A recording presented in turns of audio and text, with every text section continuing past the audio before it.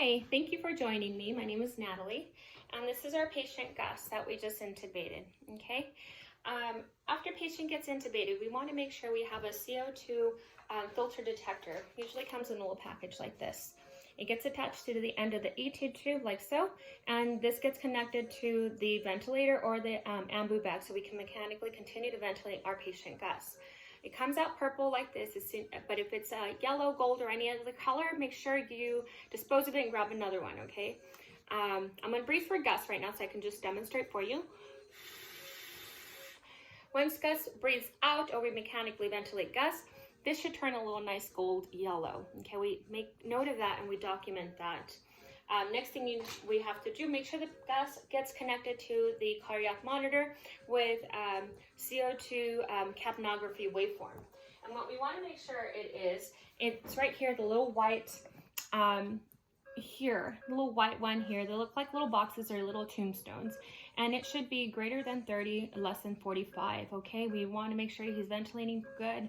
And go ahead and place this in my PowerPoint presentation, good waveform of capnography, and what it means at the end of my PowerPoint presentation so you can see what we can look out for. So that looks perfect. He's connected. We have him on the cardiac monitor, monitoring Gus, okay? Next thing, we want to make sure that Gus has even chest rise and fall. Simultaneously, we're going to be listening to our patient to make sure he has bilateral lung sounds, okay? So we're listening to all lobes to make sure we hear good ventilation as the patient Gus is being ventilated, okay? And I do hear lung sounds for Gus. We do see even chest rise and fall. We have to make sure that Gus does not get just intubated to one bronchus and just one lung. That sometimes can happen, and that's something we just need to reposition, tell the doctor, and they can reposition the ET tube, okay? Even chest rise and fall, auscultated all lung sounds. Next, we want to make sure patient's going to be connected to the ventilator. We have to note what kind of ET tube Gus has. This one is an 8.5 millimeter ET tube. It just shows you on the packaging if you don't know. So this one's 8.5. We also have to note where it is at Gus's lip. So it's either centered to the left or to the right. I'm going to bring you a little closer here just so you can see. These ET tubes have little numbers here. Okay, and Gus obviously wasn't intubated correctly. I'm not a doctor, but if he was, it would be most likely about 20. So let's say Gus is intubated at a 20 and it's at the lip and it's centered. So that's one thing we want to make sure we indicate and we note, okay? This way, when our patient gets transferred up to ICU and we have, obviously continuation of care, our nurse, Michelle, in the ICU, will see our documentation and say, okay, Gus had, he was intubated, centered lip, and it was at 20. If it moves from 20, we know that it has moved, and maybe we need to do a follow-up x-ray just to make sure that he has not accidentally dislodged his ET tube, okay? Or extubated himself a little. So that's one thing. I wanted you to see this also.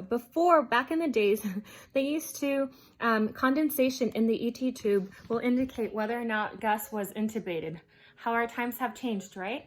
So now we have all these fun devices that we can make sure that Gus is intubated and he is breathing properly. Next thing we know, after we noted the size and everything, we have to make sure that Gus has a securement device. Michelle shared with us that tape obviously is disgusting. It harbors bacteria, it moves around, it easily gets extubated. So you use manufactured devices to go ahead and make sure it's secure. Not only that, but it helps Gus not have any skin breakdown because this is like Duoderm. Cushions, protects the skin. It's amazing products that we have now. So we go ahead and we make note that the ET tube secured with manufactured securement device, and we're done. Patient's connected to the ventilator settings.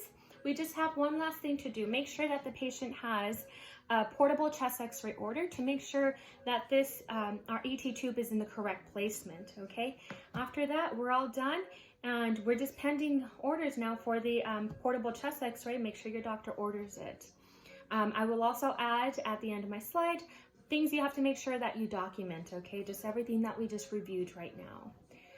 Thank you for listening. So using Mezirow's 10-stage process of transformative learning, we did step 8. We explored, we tried new roles. So we explored seeing new things from a new perspective. Step 9 is building confidence. We become more confident with our new identity of learning and what we acknowledge. Okay. Step 10, reintegration. We understand the changes we've gone through and we apply them on our new knowledge and understanding in future challenges. I hope to take this also in my future challenges when I have my next patient that gets intubated.